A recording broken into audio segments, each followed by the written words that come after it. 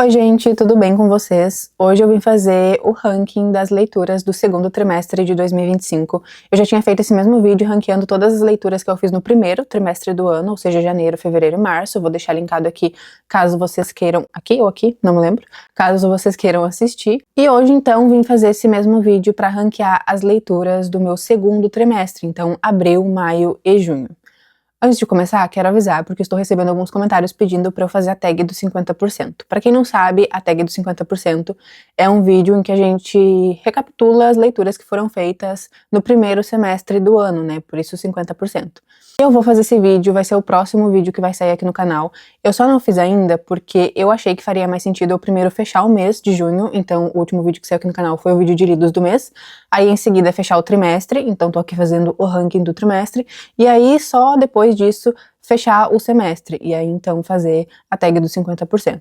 Então o próximo vídeo que vai ser aqui no canal é esse vídeo, é essa tag, mas hoje então a gente vai ranquear todas as leituras que eu fiz no segundo trimestre. Antes de começar o vídeo, por favor, não se esqueçam de curtir esse vídeo, se inscrever no canal, deixar um comentário. Se tiver a opção de hypar o vídeo aqui embaixo, hypem também, isso ajuda o YouTube a entender que esse vídeo é relevante e entregar ele para mais pessoas. Se vocês forem comprar qualquer um dos livros que eu mencionar ao longo desse vídeo, por favor, comprem através dos links que estarão aqui na descrição, assim vocês apoiam o meu trabalho, não pagam nada mais por isso e eu recebo uma pequena comissão. Bom, gente, nesse segundo trimestre, abril, maio e junho, eu li um total de 28 livros, bastante coisa.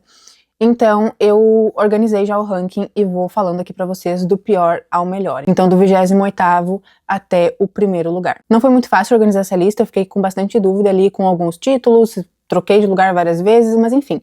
Hoje o meu ranking seria esse, pode ser que amanhã o ranking já seria totalmente diferente, mas é isso, vou falar então sobre todos os livros. Não vou entrar em muitos detalhes sobre eles, se vocês quiserem ver, eu sempre falo um pouco mais sobre cada livro no vídeo de lidos do mês. Então se vocês assistirem aos vídeos de lidos de abril, lidos de maio e lidos de junho, vocês encontram mais informações sobre esses livros e um pouco mais sobre a minha opinião.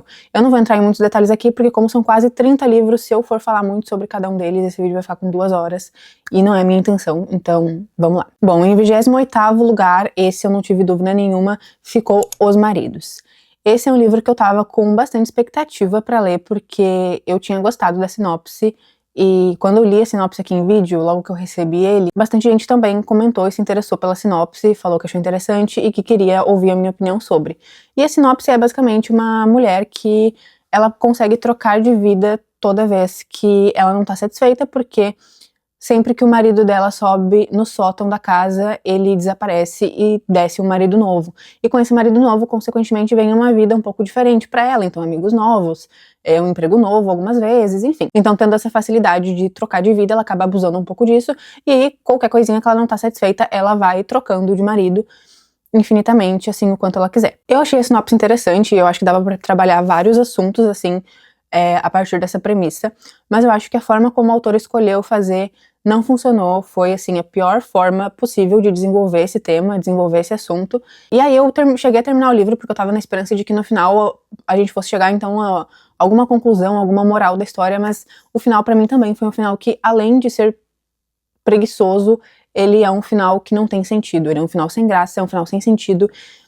Enfim, não rolou pra mim, eu realmente não gostei da história, e isso é muito triste porque, como eu falei, é um livro que eu acho que tinha potencial pra ser uma coisa legal, no mínimo uma coisa divertida, mas eu não achei nem isso, assim, nem divertido. Então, realmente é a pior leitura do meu trimestre e também a pior leitura do meu ano. Em 27º lugar ficou Leitura de Verão, da Emily Henry. Pra esse livro eu já não tinha muita expectativa, porque a sinopse não me chamava muita atenção, e assim, eu sentia que eu não ia gostar do livro. Eu acabei pegando ele pra ler porque a Emily Henry é uma das minhas autoras favoritas. Os meus romances românticos favoritos foram escritos por ela, e algumas pessoas me incentivaram nos comentários dos meus vídeos falando que eu ia gostar desse livro, etc. Então eu pensei, ok, vou ler. Se não gostar, tudo bem também, porque são livros, os livros da Emily Henry são livros rápidos de ler. Então peguei pra ler, mas como eu imaginei, eu realmente não gostei. Eu não gostei muito dos personagens, eu não me apeguei muito a eles, nem a relação entre eles, eu não conseguia torcer pra eles ficarem juntos. E aí, assim, eu já não tava gostando muito do livro no geral, e aí chegou no final, eu não entendi, gente, realmente pra mim não fez nenhum sentido. Eu não sei como a autora achou de bom tom colocar o nosso mocinho pra falar uma barbaridade daquelas no final do livro, e achou que ia ficar tudo bem. Pra mim, aquilo ali, sei lá, não funcionou. Quem já leu o livro vai saber, eu não vou contar aqui o que ele fala pra não dar spoiler, mas enfim. É uma cena ali que acontece no final do livro que o que já não estava funcionando pra mim, ali piorou. Então eu não gostei nem um pouco desse livro. Daqui em diante, gente, só pra deixar claro, eu gostei de todos os livros. Só que eu tive que fazer alguma ordem, eu tive que fazer escolhas. Então tem livros que eu gostei mais, tem livros que eu gostei menos.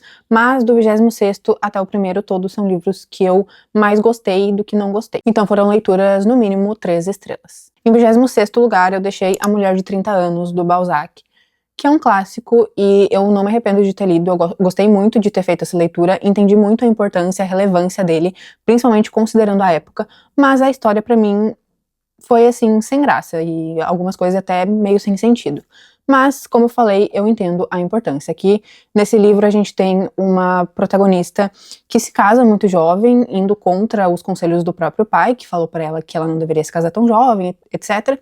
Ela, obviamente, não dá ouvidos ao pai, se casa e já nos primeiros anos de casamento se arrepende, percebe que o pai dela estava correto e ela não está satisfeita no casamento. Então, a gente vai acompanhar aí o amadurecimento dessa jovem que se casa ali no final da adolescência, até um pouco mais dos 30 anos dela. E aqui o autor coloca a ideia de que a mulher aos 30 anos está no auge da vida, está no melhor momento, na melhor idade, é uma mulher um pouco mais madura, então não tão bobinha quanto uma adolescente, e essa não era uma ideia muito popular na época, uma mulher de 30 anos já era considerada uma mulher muito velha, por exemplo, não poderia começar um novo relacionamento, é uma idade em que já deveria estar estabelecida na vida, enfim. Então até por isso o livro fez tanto sucesso na época, e como eu falei, eu entendo a importância dele, eu entendo a relevância, mas realmente a história pela história não me agradou muito. Em 25º lugar, eu coloquei 7 Anos Entre Nós, que é um romance também, é um romance romântico que ele tem um elemento mágico, assim como em Os Maridos. Nesse caso, é um apartamento em que quando a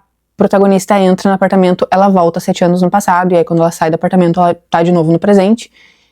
E aí, a partir disso, vai surgir um romance com um cara que aparece ali no passado dela, né? Eu gostei do livro, inclusive eu li ele numa tarde só, mas assim, eu acho que ele não é nem totalmente um romance romântico, porque ele foca muito no desenvolvimento pessoal da personagem, mas ele também não é um livro sobre o desenvolvimento pessoal, porque ele também foca um pouco no romance. Então, ele ficou meio dividido entre o romance romântico e o desenvolvimento da personagem como profissional, como mulher, enfim, ela descobrindo o que ela quer fazer, e acabou não conseguindo ser muito bom em nenhum dos dois, né? Não conseguiu focar suficiente no romance pra gente se apegar e torcer por esse romance, mas também não conseguiu focar o suficiente no desenvolvimento pessoal dela pra gente conseguir acompanhar isso, enfim. Então, como eu falei, eu acho que é um livro bom, é um livro que prende bastante. Eu li ele numa tarde, assim, de sábado, domingo, alguma coisa assim, e ele realmente me prendeu, eu li ele todo de uma vez, e é uma leitura legal, só que não é uma leitura muito marcante, é uma leitura, assim, meio água com açúcar, sabe? Em 20º lugar, Menino de Ouro, que é um livro que tem um final que me deixou pensando por muito tempo. Ele tem um final muito bom, mas todo o desenvolvimento até chegar ao final, acho que eu achei um pouco lento, sabe? Eu até ficava curiosa pra chegar no final, pra entender como aquilo ia acabar,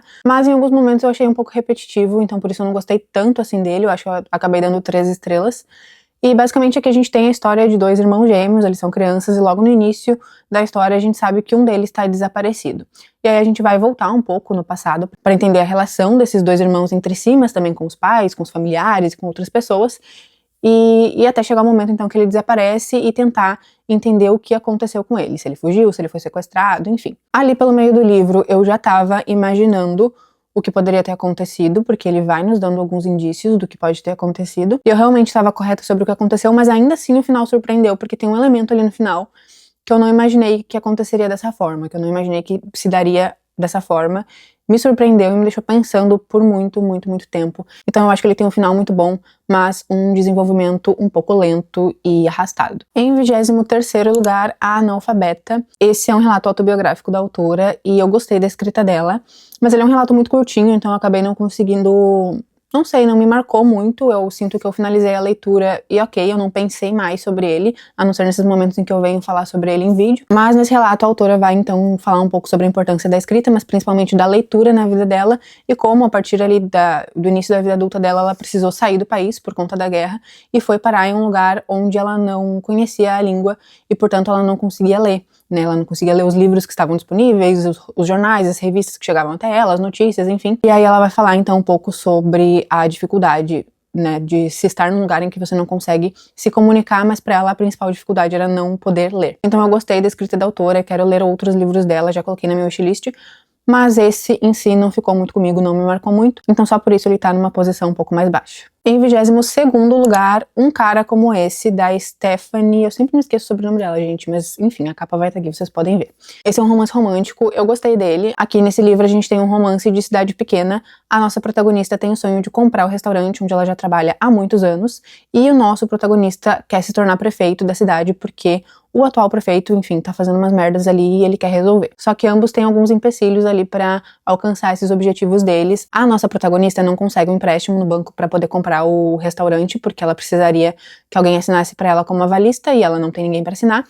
E o nosso protagonista, ele não tá indo muito bem na campanha eleitoral dele, porque como é uma cidadezinha pequena, todo mundo conhece ele, e ele tem uma fama não muito positiva ali na cidade, porque ele é um cara de 30 e poucos anos, que nunca teve um relacionamento sério, nunca se casou, ele é visto ali meio que como um garanhão, um cara irresponsável, e as pessoas então não têm essa imagem muito positiva dele, e por conta disso ele tá bem atrás, assim, nas pesquisas eleitorais. E a nossa protagonista é uma pessoa muito querida na cidade, todo mundo gosta dela, e ela não gosta muito do nosso protagonista, pelo mesmo motivo que toda a cidade. Ela também não tem uma visão, assim, muito positiva sobre ele. Mas ele propõe, então, que se ela fingir ser namorada dele, pra passar uma credibilidade pra ele vai assinar lá no banco pra ela poder conseguir um empréstimo e comprar o restaurante. E aí ela aceita, eles acabam entrando nesse relacionamento falso, e evidentemente, em algum momento, esse relacionamento falso vai se transformar em um relacionamento verdadeiro. Eu gostei bastante do livro, eu gostei muito dos personagens, eu senti que o desenvolvimento do relacionamento também fez muito sentido, não foi muito rápido, mas também nem muito lento. Mas ele é um livro clichê, assim, não é nada muito diferente do que eu já tenha lido em outros livros, enfim, então por isso também não tá lá em cima, porque eu li muita coisa boa nesse trimestre, então eu não consegui colocar ele mais pra cima, mas eu gostei bastante desse livro. Em 21º lugar, Distância de Resgate, da Samantha Schweblin, e eu sei que algumas pessoas vão me criticar por ter colocado ele nessa posição. Só que assim, gente, eu gostei do livro, só que eu tô com uma relação um pouco complicada com ele, eu não sei se eu entendi muito bem, e aí eu achei ele muito viajado, e eu não consegui colocar ele na frente de outros livros que eu gostei mais. Outros livros que eu tive certeza de que eu gostei, então eu tô com uma relação assim um pouco complicada com esse livro, mas eu gostei dele, eu penso nele com muita frequência, então apesar de estar nessa posição que não parece muito promissora, eu gostei sim do livro. E nesse livro então a gente tem duas protagonistas que se conhecem ali numa pequena cidade, onde uma delas, que se chama Carla, mora ali, e a outra, que se chama Amanda, tá passando as férias ali. A Carla tem um filho, a Amanda tem uma filha, e o filho da Carla tem ali alguma questão de saúde, aconteceu alguma coisa com ele que a gente não entende muito bem no início do livro. E o livro é todo composto por um diálogo entre a Amanda e o filho da Carla. E aí no início a gente não entende muito bem o que tá acontecendo, no final parece que tá no início. Não entendi nada até hoje, mas eu gostei, dá pra tirar algumas coisas bem legais do livro, e eu penso nele com muita frequência, penso nele até hoje, então é um livro bem marcante, assim. Em 20º lugar, A Herança dos Bem-Aventurados, da Yobami Adebayo. Eu gostei muito desse livro também. O final dele, gente, é muito bom, é muito triste, me destruiu. Quando eu terminei, eu simplesmente fechei o livro e eu não conseguia pensar em mais nada, porque é um final muito, muito, muito triste, muito impactante, e eu gostei muito do livro. Eu só achei ele um pouco repetitivo durante o desenvolvimento dele, então eu acho que ele tem um problema parecido com O Menino de Ouro, que o final é muito bom e muito forte, assim, é um final que te deixa pensando por muito tempo, mas o desenvolvimento é um pouco lento, é um pouco repetitivo, enfim, tanto que eu demorei, eu acho que umas 3 semanas pra ler esse livro, eu ia lendo de pouquinho em pouquinho, mas ele aborda muitos assuntos, assim, muito importantes, né? Ele se passa na Nigéria e a gente tem duas histórias sendo contadas paralelamente, e aí no final a gente vai perceber como essas histórias vão se cruzar. Quando eu tava lendo o livro, eu até comentei em algum vlog que tava escrito na sinopse, né, que essas duas histórias iam se cruzar e não se cruzavam nunca, e eu ficava pensando, meu Deus, gente, mas vão se cruzar quando? Na última página? E aí, quando finalmente as histórias se cruzam, gente, eu preferia que não tivessem se cruzado, porque é uma tristeza tamanha que, assim, eu fiquei isolada. Então, assim, recomendo muito a leitura, gostei muito do livro. Eu já tinha lido um outro livro da autora, que foi o Fique Comigo, e eu gostei mais de Fique Comigo, eu acho, mas eles são livros, assim, bem diferentes. Eles têm assuntos bem diferentes, enfim, então eu acho que não dá pra fazer um comparativo, sabe, entre eles. Enfim, recomendo muito, leiam, mas se preparem, porque é um livro bem pesado. Em 19º lugar, A Fúria, que é um livro de contos da Silvina Ocampo, uma autora argentina que foi influência para muitas outras autoras argentinas contemporâneas. Eu gostei bastante desse livro, eu gostei bastante da maioria dos contos. Tiveram alguns, assim, que eu não consegui me conectar tanto, mas, num geral, a maioria dos contos foi bem marcante pra mim.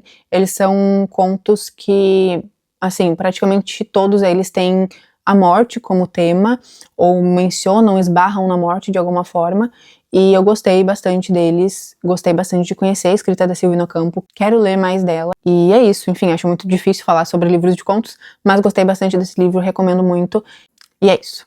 Em 18º lugar, O Diário do Fim do Amor. Eu li esse livro pro Clube do João, e assim, eu achei ele bem diferente de tudo que eu já li. Aqui a autora vai trazer alguns fragmentos de diários de personalidades importantes da literatura, enfim, e tem alguns trechos de diário da Virginia Woolf, de outras autoras também, e aí ela vai então falar um pouco sobre a arte de escrever num diário, né, e como essa é considerada uma atividade majoritariamente feminina, enfim. É um livro que eu quero reler com mais calma, porque quando eu li com pressa, porque eu peguei ele para ler alguns dias antes do encontro do clube, e aí eu queria terminar a tempo de poder participar do encontro, por fim nem participei, mas eu li ele com uma certa pressa e eu quero reler ele com mais calma. Mas é um livro muito interessante e muito diferente, assim, de tudo que eu já li, então gostei muito e recomendo, além de que a capa dele tá muito bonita, as edições da Fósforo são sempre muito lindas, então fica aí a recomendação. Em 17º lugar, O Amor é um Monstro de Deus, que é de uma autora argentina também.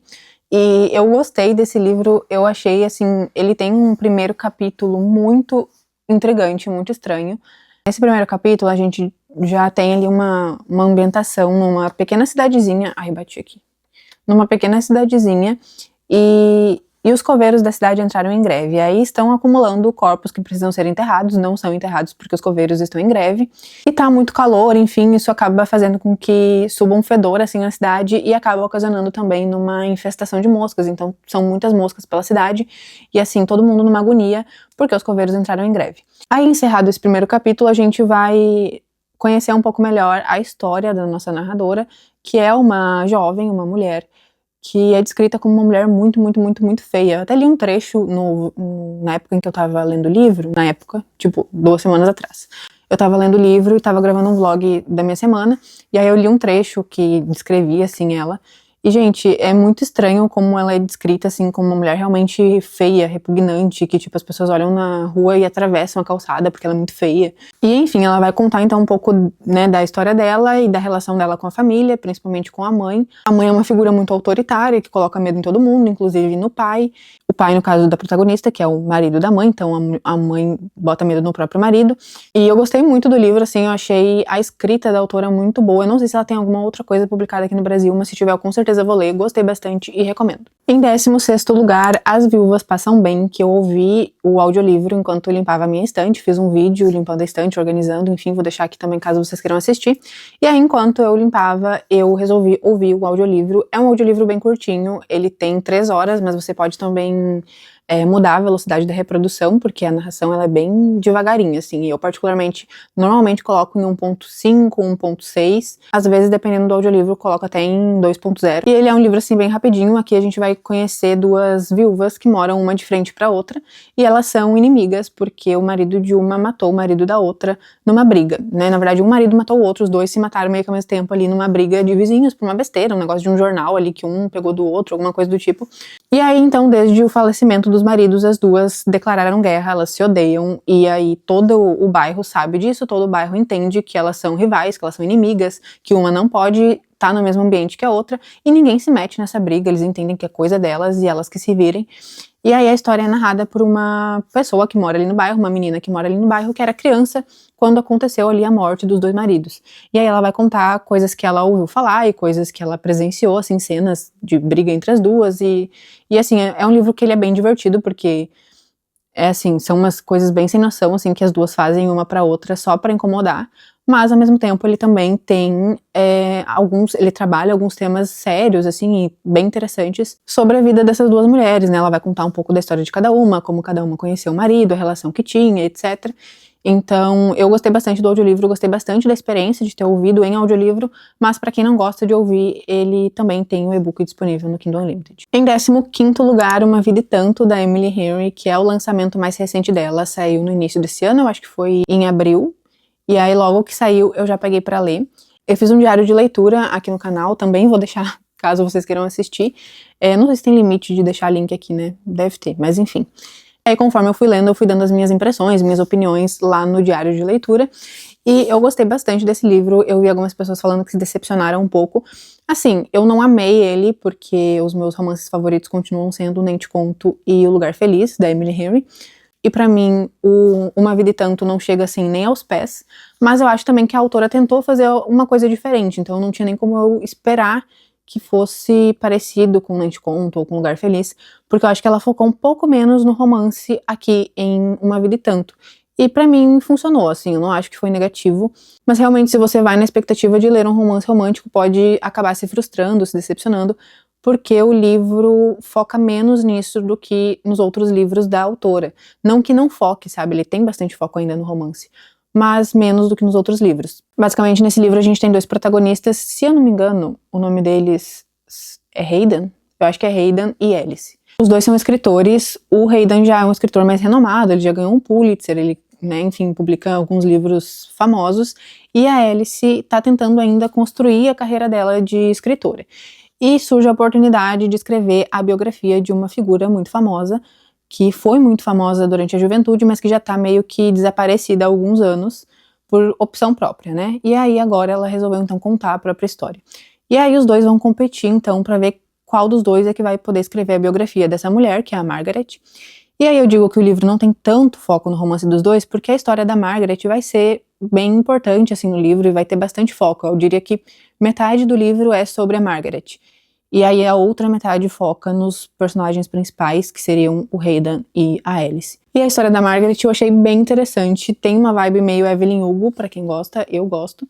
E enfim, eu gostei bastante então do livro, não me decepcionou, apesar de não ter se tornado meu favorito dela, eu nem tava esperando que isso fosse acontecer, porque sinceramente a régua tá muito alta. Eu acho difícil que algum outro livro da autora vá superar o Nem Te Conto e o Lugar Feliz pra mim, porque são livros que eu realmente gosto muito. Então eu gostei de Uma Vida e Tanto e recomendo também. Em 14º lugar, Imagens Estranhas, do Ketsu, que é um livro, uma espécie de suspense, assim, ele tem um mistério que envolve algumas imagens, alguns desenhos. Os desenhos, são vários desenhos, alguns foram feitos por uma criança, outros foram feitos por uma mulher grávida e outros foram feitos por um professor de artes. E as histórias são contadas separadamente, mas elas acabam se cruzando, elas estão relacionadas uma à outra. E essas imagens são importantes para a resolução de um crime, na verdade de uma série de crimes bem macabros que aconteceram ali. E eu gostei de como as histórias se conectaram. Me surpreendeu bastante, eu falei sobre isso no último vídeo, que foi o vídeo de lidos do mês, que eu sou uma pessoa que não costuma ler muitos suspenses ou livros que envolvam alguma investigação, então acho que é fácil me surpreender. Algumas pessoas vão achar bobo, vão achar batido, vão achar, enfim, mais do mesmo, mas eu gostei e me surpreendeu, e enfim, gostei bastante. E aí, em 13º lugar, eu coloquei o Casas Estranhas, do mesmo autor, que também é na mesma pegada, só que ao invés de imagens, a gente tem plantas de casa. Então, ao longo da história, a gente tem as plantas de algumas casas que também estão envolvidas em crimes, né, em uma série de crimes. E nesse caso aqui, a gente acompanha um narrador que tá investigando essa história, então eu gostei um pouquinho mais dele porque eu me senti parte da investigação, assim, conforme o cara ia investigando e descobrindo, a gente ia descobrindo junto, e eu gostei bastante do livro, então também, o mesmo esquema do outro, eu me surpreendi, talvez você não se surpreenda, talvez você ache fraco, mas eu gostei bastante e, enfim, recomendo os dois, tanto o Casas Estranhas quanto o Imagens Estranhas. Gente, tá um barulho de cortador de grama que eu espero muito que vocês não estejam ouvindo, mas enfim, em 12º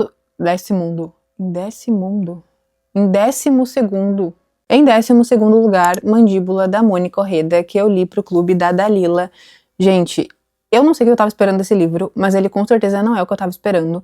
E ele é um livro muito estranho, só que ele é um livro assim maluco de um jeito bom, sabe? Nesse livro a gente tem três personagens principais, eu diria. A Fernanda e a Annelise, que são melhores amigas, e a Clara, que é uma professora, que é professora da Fernanda e da Annelise. As duas estudam em uma escola particular, só para meninas, e aí a Clara dá aula para elas nessa escola. E logo no primeiro capítulo a gente já descobre que a Fernanda, uma dessas meninas, foi sequestrada pela professora Clara. E a professora Clara então está mantendo ela em cativeiro, e a gente vai ao longo do livro tentar entender por que a Clara sequestrou a Fernanda e onde a Annelise entra nessa história, por que ela sequestrou só a Fernanda e não sequestrou a Annelise, enfim. E assim, gente, o livro ele vai ficando cada vez mais maluco e chocante. Eu gostei muito, muito, muito do livro. Eu quero muito ler mais da autora. Eu achei, assim, sei lá, eu achei ela maluca das ideias. E eu adorei. Eu achei que foi um maluco que funcionou muito bem. Tem alguns livros que são malucos só por serem malucos. E esse é um maluco que funciona. Então eu amei o livro e amei também a discussão que a gente teve lá no Clube da Dalila. E em 11º lugar ficou outro livro que a gente também leu no Clube da Dalila, que foi Os Perigos de Fumar na Cama, da Mariana Henriques, que é um livro de contos. Então eu não tenho assim muito como falar pra você sobre o livro, porque, enfim, difícil falar sobre livro de contos, acho que eu já falei isso nesse vídeo. Mas eu gostei bastante, ele também são contos assim que tem muito do sobrenatural, do horror, só que é um horror muito mais real, assim, que envolve muitas questões sociais mesmo, sabe? E aí a autora coloca muitas críticas ali nas entrelinhas das histórias, dos contos, de forma muito sutil, e que assim, eu adorei. Alguns contos me deixaram pensando assim por muito tempo. Tem um conto que é O Carrinho, que eu fiquei assim chocada, e aí quando eu terminei de ler eu fui pesquisar sobre, e aí eu fiquei mais chocada ainda com o que eu achei, com assim, suposições das pessoas sobre o conto, sobre o final do conto, e eu amo isso, eu amo quando isso acontece, eu amo quando um livro me deixa tão assim, agoniada, que eu tenho que pesquisar, que eu tenho que ouvir outras pessoas falando sobre, que eu fecho o livro e a primeira coisa que eu penso é, meu Deus, eu preciso entrar no YouTube e procurar alguém falando sobre esse livro pra ver se eu encontro respostas, se eu encontro opiniões, e isso aconteceu muito com esse livro. Várias vezes eu terminava algum conto e eu ia pesquisar sobre, então eu gostei muito dele e eu recomendo muito que todo mundo leia. Eu sei que nem todo mundo gosta de contos, e eu gosto muito de contos, mas eu nunca gostei muito de histórias de horror. E aí esse ano, pela primeira vez, eu tô lendo assim algumas coisas um pouco mais voltadas pra esse lado, e eu tô gostando bastante.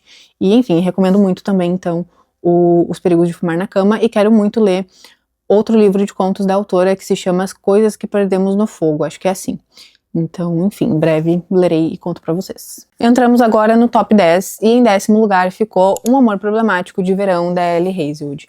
Esse é o melhor romance romântico que eu li esse ano, eu gostei muito, e ele me surpreendeu, porque eu não achei que eu fosse gostar tanto, inclusive eu até nem pretendia ler ele, tanto porque eu não tinha gostado do lançamento anterior da Ellie Hazelwood, que foi o No Fundo é Amor. Eu comecei a ler, não consegui terminar, porque assim, não tava gostando de nada, não tava gostando dos personagens, do enredo, nada. E aí eu desanimei um pouco dos lançamentos dela. E também nesse livro tem um elemento que eu não gosto muito, que é um romance entre protagonistas com uma grande diferença de idade. Nesse caso de 15 anos, a nossa protagonista tem 23 e o nosso protagonista tem 38. Mas eu acabei gostando muito do livro e, enfim, não à toa ele está aqui no meu top 10 do trimestre. Nesse livro a gente tem como personagens principais dois personagens que já apareceram em outro livro da Ellie Hazelwood, o Não é Amor. Os personagens são a Maya, que é a irmã do Eli, protagonista de Não é Amor, e o Connor, que é o melhor amigo do Eli. Os dois têm essa grande diferença de idade, os dois eram próximos, e desde que eles se aproximaram, que foi quando a Maya tinha 20 anos e o Connor 35, eles claramente gostaram um do outro, mas eles nunca tiveram nada. A Maya nunca fez questão de esconder do Connor que ela gostava dele, era apaixonada por ele, enfim, e ela queria ter algo com ele, mas o Connor sempre se recusou, porque, enfim, por conta dessa diferença de idade, ele não queria se envolver com a Maya, apesar de que, evidentemente, ele gostava dela. E aí, em determinado ponto ali, ele acaba decidindo que é melhor os dois se afastarem, né, pra, enfim, não acontecer nada entre eles. E esse é o ponto de partida do nosso livro, Um Amor Problemático de Verão. Quando o livro inicia, eles já estão 10 meses afastados a pedido do Connor. Só que aí, depois desses 10 meses afastados, acontece um evento que vai obrigar eles a conviverem por uma semana, que é o casamento do Eli. E o Eli vai se casar em outro país, na Itália, e ele aluga ali uma mansão e leva os amigos e familiares mais próximos para passar uma semana ali antes do casamento. Então, durante essa uma semana, o Connor e a Maya serão obrigados a conviver e a, enfim, aturar a presença um do outro ali nesse casarão, e evidentemente as coisas vão se desenrolar aí durante essa uma semana. Eu gostei muito dos dois personagens principais, também gostei dos personagens secundários, alguns deles, a maioria deles na verdade já tinha aparecido em outros livros da autora, e eu gostei muito do romance entre eles, gostei muito como isso se desenvolveu, da forma como isso se desenvolveu. Foi bem lento assim, eu acho que em alguns livros da Ellie Hazelwood ela acaba colocando tudo assim muito rápido, mas nesse caso não. Eu acho que o romance aconteceu de forma que fez muito sentido e foi muito responsável assim ao trabalhar essa questão da diferença de idade entre os protagonistas. Então eu gostei muito do livro e, enfim, é isso, eu recomendo muito. Se você não gostou dos outros livros da autora, talvez você goste desse. Em nono lugar, Sr. Loverman, da Bernardine Evaristo, que a gente leu no meu clube do livro. E eu gostei bastante desse livro, algumas pessoas lá do clube não gostaram tanto, e eu acho que ele é um livro que realmente divide opiniões, porque a gente tem um protagonista e narrador dessa história que tem uma moral extremamente duvidosa. Ele é um homem gay, só que ele é muito machista e até homofóbico, e a gente acaba se irritando bastante com ele ao longo do livro. O nosso protagonista é o Barry, ele já tem 70 e poucos anos, e ele é casado com a Carmel há 50 anos. Só que durante todos esses 50 anos, e até antes disso, antes desse casamento, ele manteve uma relação com o melhor amigo dele, o Morris, que é o verdadeiro amor da vida dele. E aí só agora, aos 70 e poucos anos de idade, é que ele tá cogitando se separar da Carmel pra viver com o Morris, e a gente vai acompanhar então essa tomada de decisão dele, e também como ele vai fazer, enfim, pra falar sobre isso com a esposa. Eu gostei muito do livro, eu gostei muito do humor do Barry, e pra mim é bastante claro que a autora colocou essa personalidade nele propositalmente, assim, essas falas como uma crítica mesmo, né, pra uma forma de criticar o machismo, a homofobia, enfim. E eu gostei muito do livro, eu gostei muito da nossa discussão também sobre ele, e enfim, recomendo muito. Já li outro livro da autora que eu também gosto, mas que era um relato autobiográfico, chamado Manifesto sobre Nunca Desistir, e eu quero ler outro livro dela, que se chama A Garota Mulher Outros, que tem uma capa muito bonita, vou deixar aqui pra vocês verem. Tô muito animada pra ler esse livro, quero ler em breve.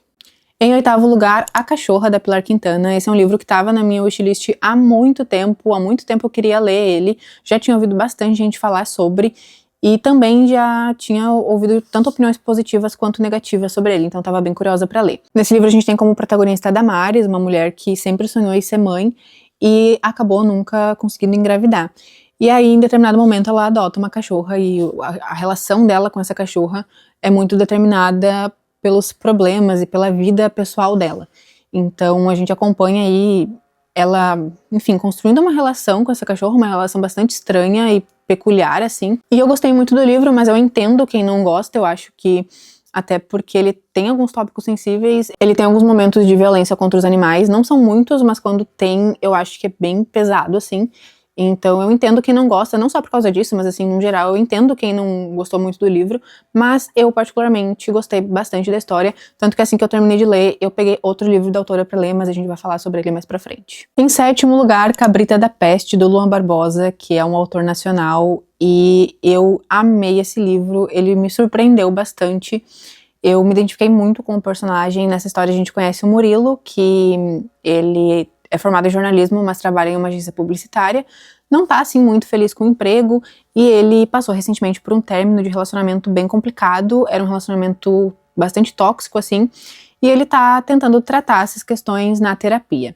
A terapeuta dele é a Márcia, ela vai ser uma personagem também bem importante nessa história, porque em determinado momento o Luan deixa escapar pra Márcia que ele tem um roteiro que ele chegou a começar, mas não terminou e ele acabou engavetando, e a Márcia pede pra ler esse roteiro. E aí, a partir dos episódios desse roteiro, a Márcia vai tentar trabalhar algumas questões do Murilo que ele inconscientemente colocou nos personagens do roteiro. O roteiro em questão se chama Cabrita da Peste, é o roteiro de uma minissérie muito engraçada, que tem como protagonista a Lindalva, uma sertaneja de 22 anos que sai do interior, vai para São Paulo em busca de oportunidades, e lá ela acaba, assim, passando por algumas situações bem inusitadas, porque ela não tá acostumada a viver na cidade grande, né? Então ela vai com uma certa inocência, uma ingenuidade e se mete em umas encrencas. E é um roteiro, assim, bem engraçado. A gente tem, então, os episódios desse roteiro inseridos no meio do livro, e a partir, então, disso, a Márcia vai trabalhar algumas questões com o Murilo, inclusive o fato de que o Murilo não terminou esse roteiro, porque o Murilo, ele tem essa tendência a iniciar projetos e não finalizar, né? Desistir no meio, que também foi algo que eu me identifiquei bastante com ele. Então eu gostei muito dessa história, eu me identifiquei muito com o Murilo, eu acho que ele tá passando por várias situações ali que são bem típicas da idade, assim, dessa fase dos 20 e muitos anos, 30 e poucos anos, em que a gente sente que talvez já deveria estar com a vida formada, mas não tá. E aí várias conversas que o Murilo tem, tanto com a Márcia, que é a terapeuta dele, mas também com amigos e com um interesse romântico dele também, que aparece ali ao longo da história, são diálogos que me fizeram repensar, assim, várias coisas da minha própria vida. Então eu gostei muito, muito mesmo desse livro e recomendo que todo mundo leia. Em sexto lugar, Retrato em Sépia, da Isabel Allende. Ler Isabel Allende é sempre uma experiência incrível. Essa mulher, ela escreve personagens femininas especificamente como ninguém, personagens muito fortes, assim, muito únicas, e eu amei essa história. Aqui a gente tem a história de várias mulheres que acabam se cruzando, e com um fundo histórico que é bem típico da obra da Isabel Allende, que ela coloca em todos os livros dela, e a gente tem então aqui alguns personagens Del Valle, que é do mesmo universo de A Casa dos Espíritos, e enfim, eu gostei bastante. Se você nunca leu Isabel Allende, eu acho que é uma boa opção para começar. O meu favorito dela ainda é Violeta, mas eu também gostei bastante de Retrato em Sépia. E, enfim, vou ler mais Isabel Allende ainda esse ano, com certeza. e vou contar pra vocês o que eu achei. Em quinto lugar, Pequenas Coisas Como Estas, da Claire Keegan, que foi leitura conjunta do meu clube do livro agora em junho. É um livro muito curtinho, dá pra ler ele todo de uma vez, ele é bem rapidinho de ler mesmo, e nessa história a gente conhece o Bill Furlong, que ele é um comerciante de carvão. Ele foi criado por mãe solo e ele tem 5 filhas meninas pequenas. Eles vivem ali na Irlanda, em um local muito frio. E aí um dia ele tá levando um carregamento de carvão pro convento local e ele acaba descobrindo que ali naquele convento acontecem algumas coisas bem erradas. E as meninas que ali vivem passam por umas situações bem complicadas e não recebem o tratamento que ele imaginava que recebia. E aí ele fica bem dividido entre o que ele deve fazer, qual é o papel dele, agora que ele sabe disso, que ele descobriu que isso acontece. E aí ele fica aí nesse dilema, porque ele sabe que se ele tentar fazer alguma coisa, ele provavelmente vai se meter em problema, e consequentemente ele vai meter a própria família dele em problemas, mas ao mesmo tempo ele não se sente bem em não fazer nada, sabe? E a gente acompanha então ele lutando internamente pra decidir o que fazer. É um livro bem pesado, assim, né, porque é um tema bem sério, e eu quero muito assistir a adaptação que teve também, vou deixar a capa do filme aqui pra vocês verem. É um filme que tem, eu acho que é na Prime Video. E eu quero muito assistir também, que deve estar muito bom. E, enfim, eu amei esse livro, mas ele é bem triste, bem pesado. E, enfim, recomendo, leiam. Em quarto lugar, O Desabamento, do Edward Louis.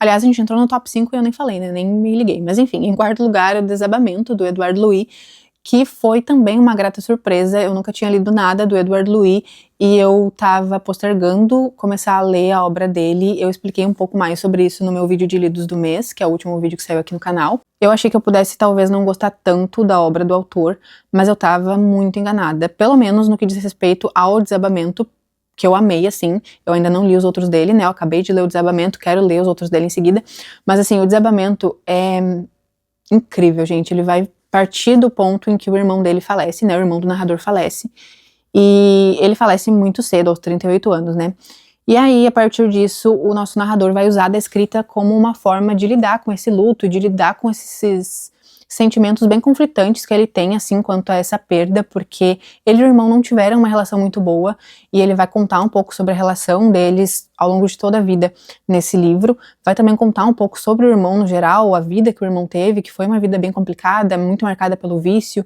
muito marcada pela violência, e enfim, ele vai falar sobre isso então aqui em O Desabamento, como uma forma de lidar com os sentimentos que ele tá tendo também com essa morte. E eu gostei muito da forma como o autor aborda esses assuntos, sempre passando pelo tema da desigualdade social. Eu acho que tudo que ele aborda tá muito ligado à classe social de onde ele vem. E assim, me surpreendeu muito, porque eu realmente tava com um pezinho atrás, assim, com esse autor, e agora eu quero ler tudo que ele escreveu. Eu tô, assim, encantada pela escrita dele. E recomendo muito que vocês leiam, não necessariamente esse, mas qualquer outro livro do autor, que eu imagino que seja tão bom quanto também. Em terceiro lugar, Santo de Casa, do Stefano Volpe. Foi meu primeiro contato com a escrita do Stefano Volpe, até porque eu acho que os outros livros dele, pelo menos pelo que eu ouço falar, não são tão assim a minha cara, não é bem o tipo de livro que eu costumo ler. Eu já tinha começado a ler um outro livro dele antes, que foi Eu Nunca Vi a Chuva, que eu acabei abandonando, não que eu não estivesse gostando, mas ele tinha uma pegada assim um pouco mais jovem, enfim, eu não me conectei tanto. E aqui em Santo de Casa, ele me ganhou, porque é uma escrita muito sensível, ao mesmo tempo que é muito real, muito crua. Aqui a gente tem um protagonista que acabou de perder o pai. O pai foi atacado por uma onça e deixou então uma esposa e 3 filhos. Só que eles também, assim como o Edward Louis em O Desabamento, eles também estão tendo uma relação conturbada com esse luto, porque esse pai sempre foi um homem muito violento. Foi um pai que agredia, tanto verbalmente quanto fisicamente, a esposa e os filhos, e ele deixa então muitas marcas, e aí cada irmão vai lidar com esse luto de uma forma diferente. A gente vai conhecer aqui a história a partir do ponto de vista do irmão mais novo, mas ele vai falar também bastante sobre a irmã do meio e o irmão mais velho. E assim, é muito triste, mas é muito bonito também, assim, ver a relação dessa família, que é uma relação muito marcada mesmo pela violência, sabe? A violência desse homem que agora se foi, mas que já deixou as marcas dele, que de certa forma são irreparáveis, sabe? Então eu gostei muito mesmo do livro, me deixou com vontade de ler mais do autor, apesar do que eu falei de que eu acho que os outros livros dele não são tão a minha vibe, assim, mas eu gostei muito mesmo desse livro, gostei muito da discussão do clube também sobre ele, e recomendo que todo mundo leia, é um livro bem curtinho, dá pra ler bem rápido, assim, e é realmente muito, muito bom. Em segundo lugar, Ensaios de Despedida, da Elisama Santos. Eu já tinha certeza que eu ia amar esse livro, tanto pela sinopse quanto pela autoria. Eu já tinha lido outro livro da Elisama no ano passado, que foi uma das minhas melhores leituras de 2024, que foi o livro Mesmo Rio. E aí, dessa vez, então, com Ensaios de Despedida, que é um lançamento recente dela, né? Saiu esse ano e logo que saiu eu peguei pra ler. Com esse livro eu tinha já certeza que eu ia gostar, assim. E não deu outra. Eu amei o livro. A gente tem a história da Cristina. A Cristina tem uma filha e ela começa a escrever algumas cartas para a filha se despedindo, contando dos planos dela de sair de casa, de abandonar a família e os motivos, né? E aí a gente passa a entender que a Cristina sempre foi uma mulher que se dedicou muito à família, ao marido e à filha, se dedicou tanto a ponto de abrir mão das próprias vontades, das próprias necessidades para cuidar dessa família, sabe? Só que os anos foram desgastando isso, foram cansando ela, e ela sempre se sentindo muito desvalorizada e muito silenciada dentro do ambiente familiar. E ela então usa dessas cartas, que mais tarde se tornam uma espécie de diário, para desabafar mesmo sobre isso, sabe? Eu amei esse livro, eu amo a escrita da Elisama Santos, ela tem uma escrita única e ela consegue colocar em palavras coisas que eu acho que ninguém mais consegue. Ela consegue explicar, ela escolhe as palavras exatas necessárias para explicar alguns sentimentos que eu acho que assim, ela consegue fazer como ninguém mais, sabe? Também um livro curtinho, dá pra ler muito rápido. Muita gente leu porque eu indiquei, eu fiz um vídeo indicando lá no TikTok e no Instagram. Muita gente leu e depois veio me agradecer, assim, eu acho muito difícil você ler e não gostar. Todo mundo que leu por minha indicação veio dizer que amou o livro, enfim. Então, por favor, leia, você vai amar. E aí depois leia também O Mesmo Rio, que eu li no ano passado e também amei. E em primeiro lugar, Os Abismos, da Pilar Quintana. Gente, esse livro é maravilhoso. Eu sou suspeita pra falar, eu amo livros, histórias narradas por crianças, e aqui a gente tem como narradora a Cláudia, uma menina de 8 anos. E ela vai falar um pouco sobre o ambiente familiar ali em que ela vive, um pouco da relação dela com a mãe, com o pai, e também da relação dos pais entre si. Logo no início do livro a gente já entende que a relação dos pais é um tanto complicada, eles têm uma grande diferença de idade, e enquanto o pai só tem tempo para trabalho, a mãe tá tendo um caso extraconjugal com o namorado da tia da Cláudia. E a Cláudia tá vendo então tudo isso acontecer e fica bastante óbvio que ela é muito afetada, assim, por todos esses conflitos no ambiente familiar. A mãe dela também tá passando por algumas questões de saúde mental, e eu recomendo que todo mundo leia esse livro. Ele é um livro muito, muito rápido de ler, eu li ele todo de uma vez, ele é um livro com muitos diálogos, inclusive muitos diálogos, assim, reais, e é realmente uma leitura muito fluida, ele é muito rápido, e eu acho que é legal de você ler sem saber muito, sabe, de você ir entendendo a história conforme vai lendo.